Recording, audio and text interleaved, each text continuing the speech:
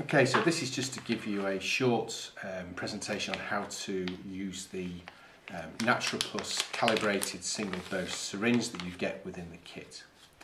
The base of the syringe is the very high viscosity of the gel means there are no problems in terms of overfilling because it's a calibrated amount of gel that's released from the syringe. You apply it a little bit differently, so you remove the top, okay, remove the white end, the nozzle can hold it over. To activate the syringe, you twist. The syringe is now activated.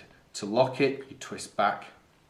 To open it, you twist it to lock it. So when the syringe is open, it's one depression of this nozzle will eject out the exact amount of gel for each tooth impression. So when you actually press down the nozzle, it's not just going to fly out like a normal jet of gel would.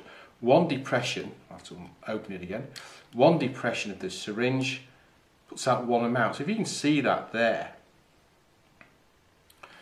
and that drop is all you need to put in the base of the tooth impression, like so, and wipe up the side.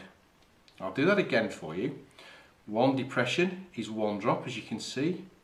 You put it in the base of the tooth impression and up the side.